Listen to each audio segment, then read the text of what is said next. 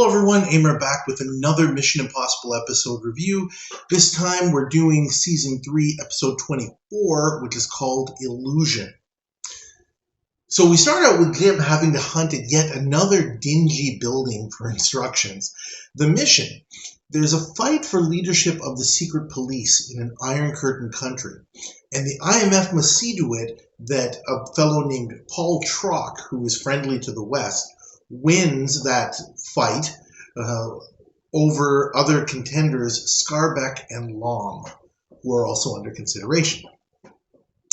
In the apartment scene, Cinnamon is given a ring that contains a needle with a knockout drug, and we're told that Scarbeck is emotionally unstable, having killed before in a jealous rage, and the IMF is going to use that to their advantage. So we head over to the Eastern Europe People's Republic, great generic name there, where the IMF sets up at a cafe, with Cinnamon as featured act Mona Byrne and Rollin as her companion Fritz. Scarbeck and Trock show up for the premiere of the act, and Lom shows up shortly after. The cabaret act begins with clown Rollin, followed by singer Cinnamon, who sings in the style of Scarbeck's old flame Carlotta Clave, and Scarbeck is clearly enthralled by the performance. Carlotta is the woman that Scarbeck is supposed to have killed in that jealous rage. During the act, Barney gets into Scarbeck's house and sets up a bug as well as some hypnotic drug pills. Jim bumps into Scarbeck and recognizes him, which is surprising to Scarbeck. And Scarbeck is also given a note from Mona inviting him backstage. The three contenders for Secret Police Chief discuss the Carlotta-like act, and they rehash the old story of how Carlotta was allegedly killed by her performance partner Fritz Mueller, who was then killed in a car accident. After Scarbeck leaves, Lom tells Trock that he is sure that Scarbeck is actually the one who killed Carlotta. Scarbeck comes backstage, seeing Cinnamon with Jim, who exits and leaves them alone. Cinnamon, as Mona says, that Jim is just a friend, and she was also Carlotta's friend from childhood, and just wanted to meet him. Scarbeck points out holes in some of the details in Cinnamon's story and gets angry, as Cinnamon admits that Lom is paying her to seduce him, and says she'll come to see him in an hour in order to make a deal. Rollin, as Fritz, knocks on the door, and Cinnamon acts annoyed at the interruption. Jim meets with Lom and says that he has information about Carlotta's murder. He says that he is the brother of Scarbeck's psychologist, Becker, who was also killed to cover up the murder, and the fact that during the murder, Scarbeck blacked out and nearly had a nervous breakdown, and provides Lom with a letter from his brother detailing it. Jim tells Lom that he befriended Mona as part of his plan of revenge on Scarbeck, to try and lure him to become involved with Mona and lose control of himself again so that he can be arrested. Lom says he'll consider Jim's offer and tells his assistant Otto that he likes Jim's plan. Meanwhile, at Scarbeck's house, Scarbeck confirms to Cinnamon that he's avoided emotional involvement with women since Carlotta, and tells Cinnamon he wants her to record Lom paying her off. The action gets a bit hot between them, and Cinnamon sends a signal by turning a lamp off. Rollin starts ringing the doorbell, breaking the two of them up, saying that he was worried about Cinnamon, who leaves because the evening is ruined anyway.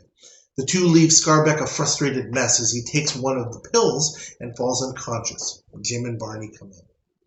Under the influence of the drug, Jim questions Scarbeck about Carlotta's murder, and he details what happened, that he heard Carlotta talking to another man and laughing about playing him and cheating on him. He says he knows he killed her and regrets it. Jim gets him to admit that he wants to love Mona the same way, but he will hurt her in the same way that he hurt Carlotta. Anyway, Cinnamon is picked up by one of Lom's men, and the tape recorder is found in her purse. She admits that Scarbeck enticed her to record Lom, who asks her to keep seeing him and make it obvious to others that they are together, and then he'll provide further instructions to her. After she leaves, he tells Otto to stage Mona's death in a way that will implicate Scarbeck, obviously. The next night, the cabaret act is performed again, and Scarbeck heads backstage to see Mona, but she's not there. Rollin plays a tape of a man and woman laughing from his dressing room, and Scarbeck starts knocking angrily, demanding to see Mona, and accusing them of cavorting and laughing at him.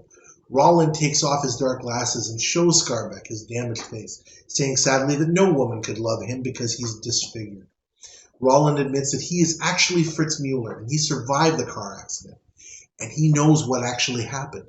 It was Lom that killed Carlotta. That's what he tells Scarbeck. And Mona is with Lom right now.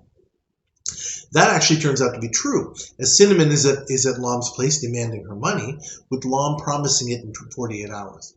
Lom sends Otto after her as she leaves, but Scarbeck is waiting downstairs, accusing her of seeing Lom instead of him between her shows. Cinnamon reminds him that he was the one who asked her to get Lom on tape, that's what she was doing, and offers to go to his place to talk about it, with Otto watching. Trock meets with the IMF and tells Lom the Deputy Prime Minister wants to meet them at the cafe that evening, and Lom agrees. At Scarbeck's place, Cinnamon gives him the tape recorder, but it's found to be empty, and Scarbeck starts to unravel. Cinnamon starts to berate him, and he strangles her, but fortunately she's able to subdue him with a knockout ring. She pretends to faint as Scarbeck falls unconscious. Willie arrives with Otto watching, and he puts Scarbeck into his cab, Weekend at Bernie's style, kind of holding him up. Otto prepares to shoot Cinnamon as she exits Scarbeck's place, but Jim takes Otto out. Scarbeck wakes up at the cafe, watching the act yet again, but this time Mona is nowhere to be found. Jim and Lom arrive and accuse Scarbeck of killing Mona, and they were the ones who set it up, causing Scarbeck to pull out his gun. Willie kills the lights, allowing Jim and Lom to sneak away, as Trock and the apparently real Lom enter the cafe, and Scarbeck shoots his rival. In case it matters, Rollin was the fake Lom, and Barney was actually Fritz this time. Mission accomplished. This episode is one that I was going to put right down near the bottom. I was prepared to give this an F because I remember what I wrote. I actually had to go look it up. I originally wrote, poor Fritz Weaver. I hate to put an episode so low when he guest stars because he's a fine actor, but make no mistake, his performance as Scarbeck is the only decent thing in this episode, which I can barely stomach. So I wrote.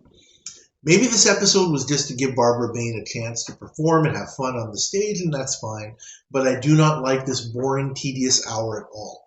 It just never seems that poor Scarbeck has a chance against the IMF, and that's not a good thing.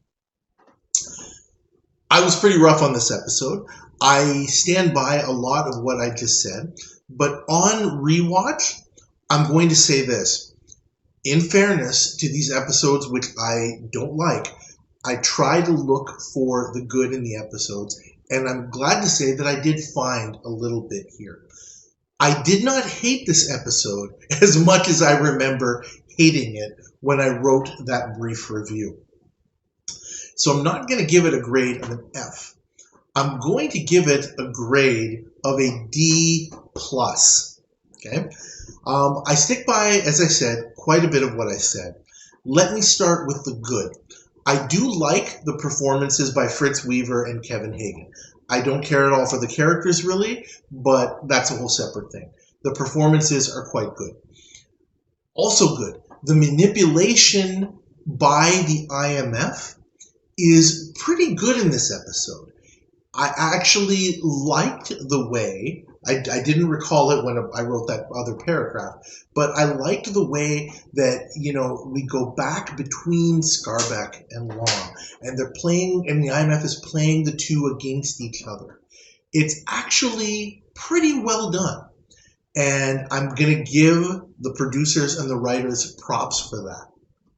Okay? So there you go. I found some good in an episode which I really, really thought I was going to completely dislike. That said, let me move on to the bad. The biggest thing that I had a problem with was the kiss of death that is in this episode that I've mentioned before, when a character is unengaging. And unengaging may be the wrong adjective for the way I feel about the character of Emil Scarbeck and also of Lom. But basically what it boils down to is, 8 words. I heard or I read somewhere that when there was a reviewer who was reviewing another show, I think it was Sons of Anarchy, and at one point this reviewer just became so frustrated with the show that she said, "Here are the 8 words that I'm going to put out there, and you never want to hear. I don't care what happens to these people." So said that reviewer, and I'm going to put that here. Despite the good performances by the actors, I don't care what happens to these people. I'm not really interested in this whole in Scarbeck or Long. I don't care about these guys. I don't care a whole heck of a lot about Paul Trock either, to be very honest. There's really just nothing there for me to care about. That's just what I feel. And that is the big problem with this episode. So despite the good, I cannot give it any higher than a D+. That's the biggest thing. Moving on, about Scarbeck, who is the main target of the episode. He's already unstable. He's a lame schmuck, and it's not even his fault, because he does have what is essentially a mental illness. I understand that obviously he's in a very high position, and that's why the IMF is going after him. But man, I put in my original thoughts how overmatched Scarbeck is, and that is absolutely true. It's never good when the IMF is going after somebody who is essentially a chump, and this is not even his fault. He has a mental illness. So I mean that's bad. No matter how you want to slice it. Also, as part of that, the whole premise of this episode, right from the very beginning, is that somebody's gonna get killed. It's pretty obvious from the get-go what the IMF has to do, and that they've got to pit some of these guys against each other, and they're not all getting out of this alive. That is, I think I've mentioned before, that is not the hallmark of a good episode at all, when you know that they have to take somebody out right from the beginning. So that is a big strike against this episode. Other maybe some smaller things, but also they equally contribute to the badness. I did not like the time wasted with the Cabaret Act. I know it was somewhat necessary to the plot, but the amount of television time spent on it, again, if it was just because Barbara Bain and maybe Martin Landau wanted to do that kind of performance, okay. But in terms of contributing to the episode, I found it to just be a complete waste of time, and I didn't like it. Okay, maybe that's just me. It could be just a personal thing, but I did not like it. And I don't think it was a good use of television time. I think it was just put in as padding. That's what I feel. Also bad, the hypersuggestibility thing. This is used with increasing frequency in future episodes, where you have some kind of drug or some kind of way of making somebody hypersuggestible, or putting them under this kind of how should I say, very convenient level of hypnosis, where you could basically get them to admit just about anything, or make a person do whatever it is that you wanted. I really think that that's a cop-out as a trope to build an episode. It's not as bad here maybe as it is in other episodes.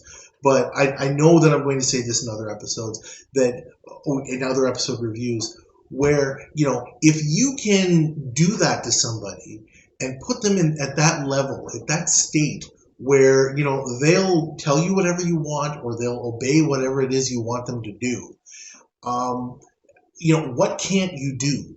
And if you can get to that point, I'm sure there's a much easier path to where you want to get to than having to go through all of the rigmarole that the IMF typically does in an episode. Anyway, that's definitely what I feel. I'm interjecting here Another thought actually occurred to me with regards to this episode.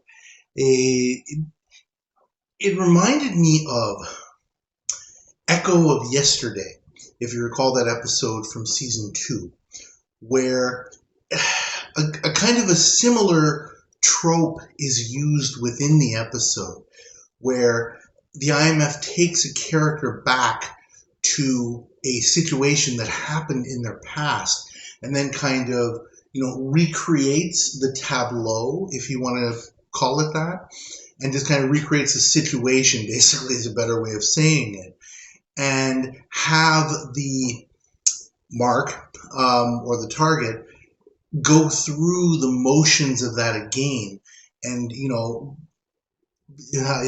take them through that process, if you will. And they actually even use the same music. And as I was thinking about it, that occurred to me, yeah, I've kind of seen that thing before. So that's another thing that kind of bothers me. It didn't really work well in the Echo of Yesterday episode, and it doesn't work terribly well here. If somebody's got that kind of thing in their past that they can exploit, again, it's just another little thing that just demonstrates how much of an advantage the IMF has and how much they can tilt the playing field in their favor.